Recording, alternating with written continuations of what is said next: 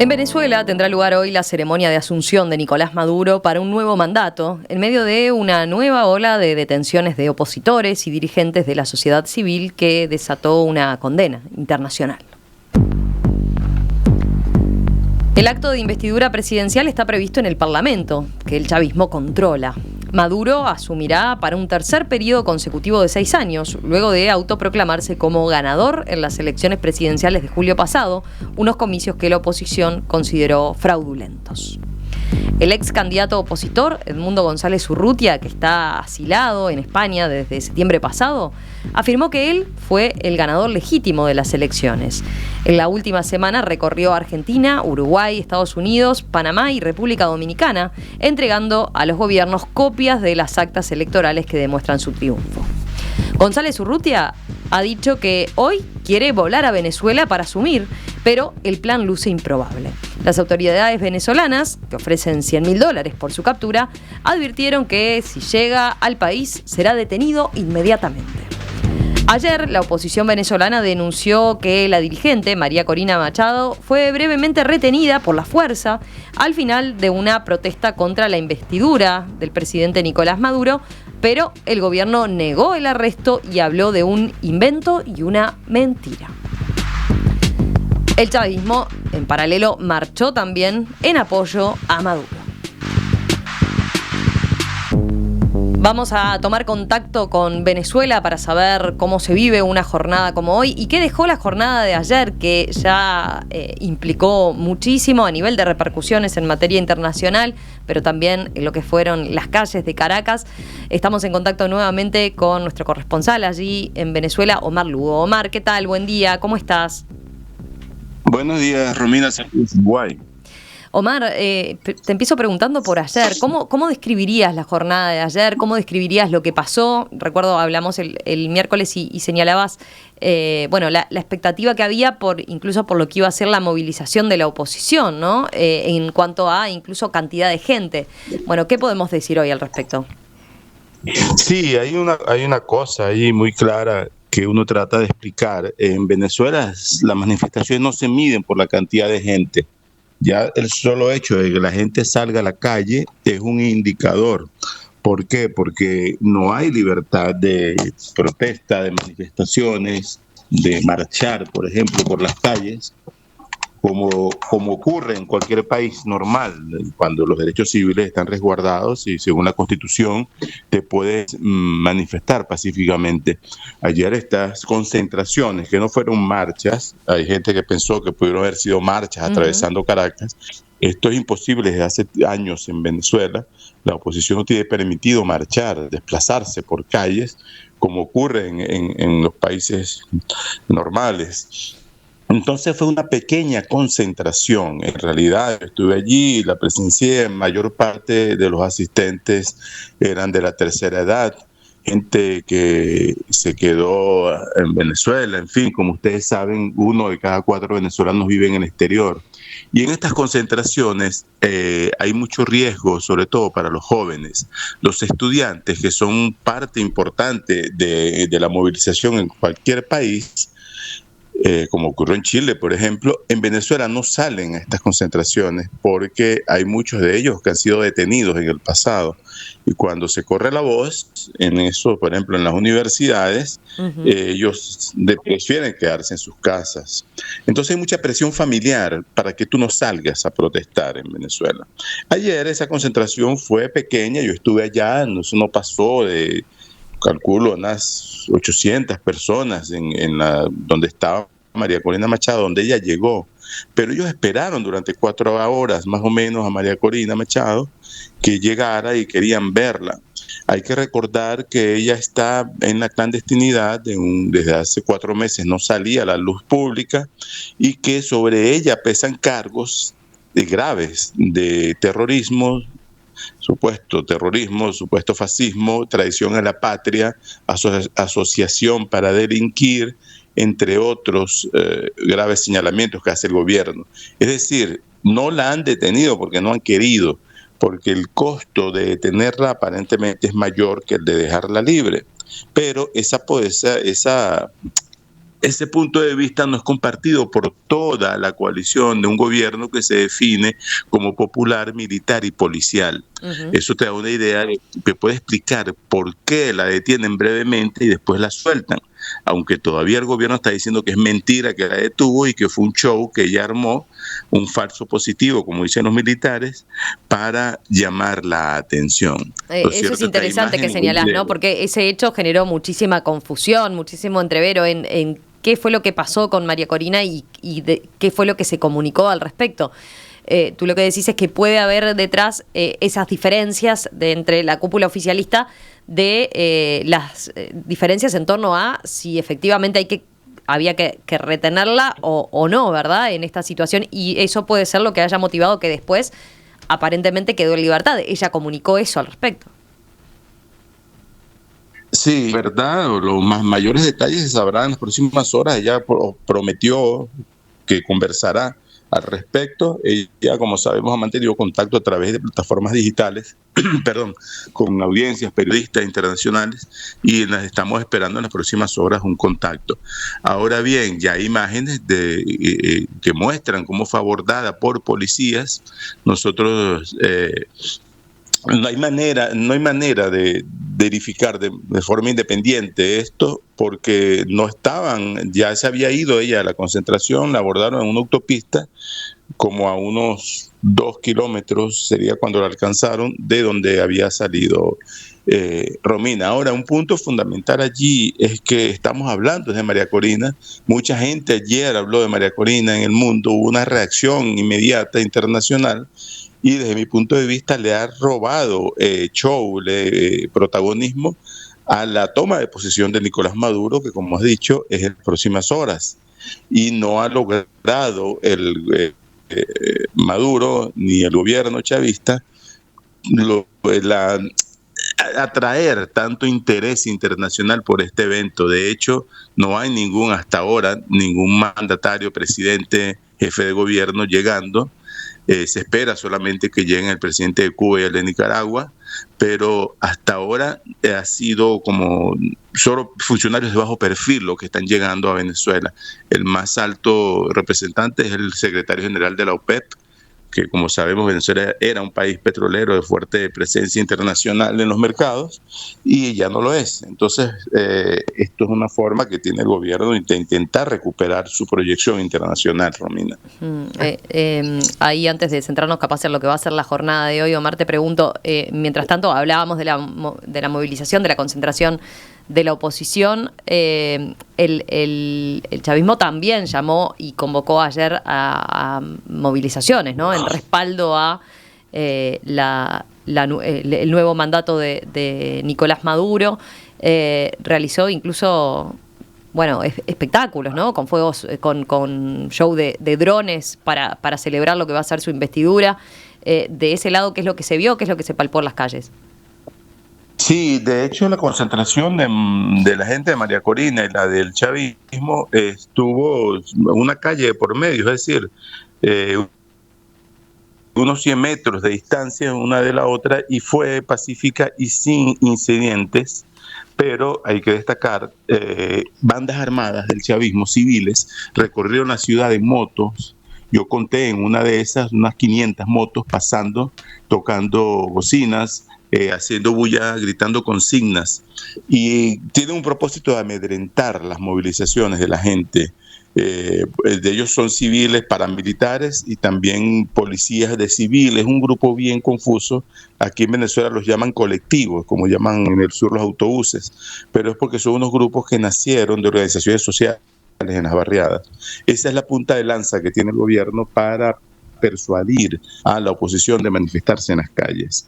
En las dos concentraciones que yo vi, porque el gobierno había prometido una marcha que atravesara Caracas, esa marcha nunca ocurrió. Hubo concentraciones con música que llevaban a empleados públicos de ministerios, muchos de ellos con banderas del partido oficial y con ropa, franelas, remeras del gobierno, de las instituciones del gobierno, pero no fue algo masivo. Había música, había intento de contagiar alegría en la gente, pero más bien se veía poca asistencia. Sí había muchos llamados milicianos que son civiles uniformados, la mayoría personas mayores, que son parte de una brigada civil que el gobierno ha declarado ahora combatientes armados y estructuró en todo el país en las últimas horas estos grupos como dispuestos al combate, según palabras del gobierno, porque dicen que hay una amenaza de una invasión extranjera. Ese es el clima entre las filas del gobierno, pero no hay, repito, una movilización masiva tampoco de chavistas que tomen las calles de manera espontánea como ocurría en el pasado, digamos, hace muchos años, de los que tengo cubriendo este país, donde, bueno, Hugo Chávez podía sacar a la calle fácilmente 500.000 personas en un día, Romina. Omar, ahí estábamos repasando la jornada de ayer. Para hoy, ¿qué es lo que se prevé? Bueno, actos oficiales, protocolares especialmente, se espera que ocurra en la sede de la Asamblea Nacional, el Palacio Legislativo, que queda en el centro de Caracas. Se espera también una visita al Panteón Nacional, donde están los héroes de la patria, estas pompas protocolares y discursos que podrán definir hacia dónde apunta el gobierno de Nicolás Maduro en estos próximos 6 años. Ya él anticipó que viene una reforma constitucional, que va a ser su primer decreto, firmar una reforma, convocar una comisión para que actúe a partir de la Asamblea Nacional, que es totalmente controlada por el chavismo, hay que aclararlo. A partir de allí viene este cambio en la Constitución, que en general apunta a lo que él llama una democracia directa. Es decir, no hay muchos detalles sobre esto, pero sí él ha dicho que los partidos políticos son innecesarios, que hay que tener una relación directa entre el gobierno y lo que llaman el pueblo, y que estos partidos son parte de una democracia en decadencia, una democracia occidental en decadencia. Ellos, en cambio, dicen que ejercen una democracia directa, protagónica y participativa. Como verán, es un concepto totalmente diferente que va a terminar por la vía constitucional de ponerle un cepo a los partidos políticos que en Venezuela ya están perseguidos. Hablamos hace rato de María Corina Machado, sí, que si la encarcelan o no, pero hay que aclarar que todos sus colaboradores directos, todos los líderes de los partidos políticos en Venezuela o están presos, o están en el exilio, o están en la clandestinidad, o están desmovilizados. Ayer mismo en esta concentración de la oposición era notoria la falta de asistencia de líderes políticos tradicionales, de los que han sido diputados, gobernadores, por parte de la oposición. No había ninguno en la calle. ¿Por qué? Porque lo más probable es que si salen los metan presos. Figuras como Capriles, por ejemplo, Enrique Capriles, o Andrés Velázquez, o algunos otros, no se atrevieron a salir porque pueden ser presos en cualquier momento. Gastón, Corina, Romina. Omar, volviendo a lo que se espera para la jornada de hoy, mientras tanto, del lado de la oposición, Edmundo González Urrutia sigue asegurando que planea llegar al país, ¿no? Pese a que todo el mundo considera, bueno, esto es difícil, improbable, que pueda juramentarse como él quiere. ¿Qué agregarías a ese otro punto que obviamente genera mucha tensión por lo que pueda suceder allí? Sí, yo lo que agregaría es que si te basas en la información disponible a esta hora, eso sería absurdo, sería un suicidio político y una juramentación imposible en Venezuela. Hay que entender las cosas desde la perspectiva interna. Cuando lo dice desde afuera, hay gente que le creerá, pero aquí no hay ninguna división de fuerzas. Aquí solamente una fuerza que la tiene el chavismo y además de eso tiene toda la fuerza armada. Tiene la marina, tiene la aviación, el ejército y una estructura social de civiles armados. Es decir, aquí no hay forma de que nadie venga a disputar algo que no está en duda. Es decir, es imposible que pueda venir a aparecerse en el Congreso, la Asamblea Nacional, a decir juramentenme a mí, porque esa Asamblea Nacional es absolutamente chavista, como se declara absolutamente chavista, socialista, la Fuerza Armada. Es decir, los militares en Venezuela tienen participación política. Es como que si en cualquier país del sur salgan los militares a decir que son del partido, no sé, nómbrame alguno que no quiero mencionar yo desde acá, pero eso en Venezuela es así. Entonces la llegada de Edmundo González a mí me parece que fue nada más que una propaganda, un ruido en la oreja, una mosca en la oreja del chavismo, y una forma de llamar la atención internacional, porque eso es imposible. Por cierto, el propio ministro Diosdado Cabello, que es uno de los más radicales del chavismo, advirtió que están dispuestos a derribar aviones con la Fuerza Aérea si ingresan al país estos expresidentes que van a acompañar a Edmundo González a Venezuela. Eso te explica un poco el nivel de las cosas. Sí, ese es otro aspecto, ¿no? De esto que se anuncia. Hay algunos presidentes y exmandatarios que han expresado que van a viajar con González Urrutia. No sé, entre ellos hay especulaciones sobre Nayib Bukele, ¿no? De El Salvador. Sí, y hay una manera de chiste. Él envía unas imágenes con el clima en Caracas, una captura de pantalla, etcétera. Pero te repito, eso es imposible, es improbable que aterrice un avión de estos en Venezuela y que alguien se baje y diga vamos a juramentar al presidente de Venezuela, porque no habría quien lo juramente, y según la Constitución tiene que ser ante la Asamblea Nacional, o sea, el Parlamento. Lo que en realidad creo que el análisis, la perspectiva hay que aterrizarlas en función de los hechos, de las realidades, de las cosas consistentes para tu poder entender qué es lo que viene. Será un gobierno con menos reconocimiento internacional, con menos interacción internacional, con menos relaciones políticas, diplomáticas y económicas, algo muy importante porque es necesario que aquí lleguen capitales, inversiones para intentar sacar al país de la crisis, y en la esfera en la que cae ahora el país, solamente con relaciones directas con Rusia, Irán, China, siendo un país occidental, pues es muy complicado que pueda marchar la economía en los términos de las que funcionan, por ejemplo, en Uruguay y otras democracias de corte occidental. Sí, es interesante lo que señalas ahí, Omar, como para entender qué es lo que se viene o qué es lo más probable que suceda, ¿no? Se da como un hecho que Maduro efectivamente, bueno, va a asumir este nuevo periodo, y ahí señalás el contexto internacional es un poco lo que cambia, claramente sin reconocimiento internacional. ¿Puede haber algún agregado en ese contexto que describís? Pienso claramente lo económico allí va a pesar mucho por lo que tú señalás, ¿no? La falta de inversiones, de capital, pero también incluso hay expectativas de que se pueda, no sé, incrementar o establecer sanciones que de esa forma ahoguen un poco más al régimen de Nicolás Maduro.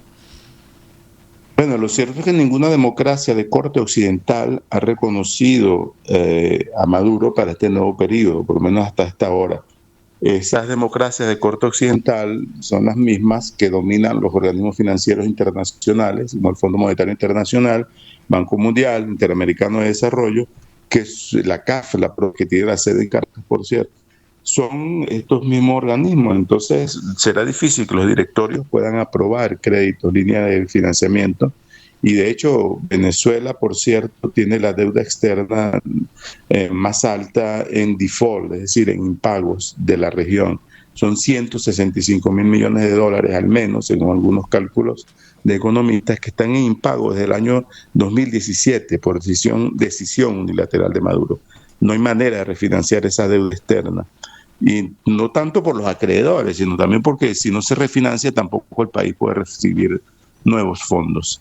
Lo que vendrá en los próximos meses y semanas en términos de políticas de Washington y de otros países hacia Venezuela se irá despejando en las próximas horas. Ayer, después de mañana ya veremos. Omar, Sí. en ese sentido, ayer Donald Trump por primera vez se refirió a González Urrutia como presidente electo, con lo cual marcó claramente la postura, ¿no?, de su futuro gobierno, por lo menos a nivel discursivo. Pero porque últimamente Estados Unidos había aflojado algunas sanciones contra Venezuela, sobre todo por temas de petróleo. O sea, se puede esperar que se recrudezca nuevamente esa relación. Sí, es una posibilidad. Hay que recordar que Chevron, Repsol, Eni, estas tres petroleras responden por más o menos un tercio de la producción de petróleo hoy de Venezuela, que no ha podido llegar al 1.000.000 de barriles por día, y eso con esfuerzo. Algunos cálculos proyectan que podría caer entre 25% y 30% esta producción de petróleo en caso de que se acabe la flexibilización Es decir, estas petroleras trabajan en Venezuela con licencias otorgadas por el Departamento del Tesoro de Estados Unidos a través de la Oficina de Control de Activos Extranjeros, que es la que maneja la política de sanciones de Estados Unidos hacia Venezuela. Esa flexibilización había ocurrido porque se entendía que ahí habrían elecciones el 28 de julio y que podría participar la oposición. Eso fue un acuerdo firmado entre el gobierno de Maduro, la oposición, con el apoyo de Estados Unidos. Eso, cuando entiendes ese background, ese contexto, puedes imaginarte lo que podría ocurrir. De hecho, para que Venezuela recupere su protagonismo internacional en el petróleo, necesitaría enormes inversiones para superar el 1.000.000 de barriles, llegar a 2 millones de barriles. Y ese es uno de los argumentos que esgrime el chavismo para decir que necesitan reinsertarse en el concierto internacional, porque además el mundo necesita petróleo, más en el contexto de guerras como la de Ucrania o las del Medio Oriente. Esos argumentos de peso estarán por verse, porque ya aquí al lado hay otro país petrolero llamado Guyana, sacando petróleo de un área que además perteneció a Venezuela hace más de 100 años y que el chavismo ha reivindicado su demanda sobre ese territorio, y este año se dispone a elegir un gobernador para ese territorio Esequibo, la Guayana Esequibo llamada en Venezuela, pero nadie sabe cómo es que irán a hacer campaña, porque eso es equivalente a que entren a un territorio reconocido internacionalmente de otro país. Eso te pone sobre la mesa un conflicto potencial internacional también.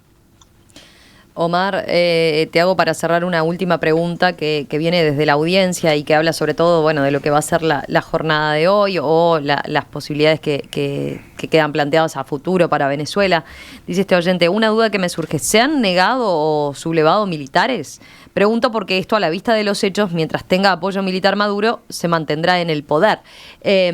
¿Hay alguna novedad al respecto o hay algún indicio en ese sentido? Porque se especula mucho, ¿no? Con, si efectivamente María Corina Machado y la oposición pueden lograr dar vuelta la correlación de fuerzas allí en las propias Fuerzas Armadas, ¿no?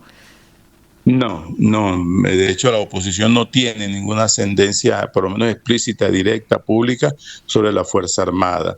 La Fuerza Armada se define, y lo han recalcado en las últimas horas, le han reiterado su apoyo absoluto y irreductible a Maduro, han hecho pronunciamientos por unidades de la Fuerza Armada, por divisiones, por puestos fronterizos, en fin. Han reiterado su absoluta subordinación a Maduro. Dicen que son profundamente chavistas, socialistas y antiimperialistas. Gritan socialismo, patria o muerte, y lo de siempre, o patria y vida venceremos, todas estas consignas que además obligan a todos los soldados a repetirlas.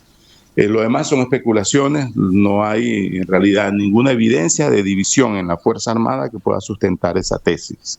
De un gobierno que se define como militar, policial y popular. Así está claro en todas sus consignas y apariciones públicas. Lo demás es especulación. Omar Lugo, periodista allí en Caracas, corresponsal de En Perspectiva en Venezuela. Omar, un gran abrazo y gracias como siempre por este contacto. Gracias a ustedes y buen día, Uruguay. Saludos.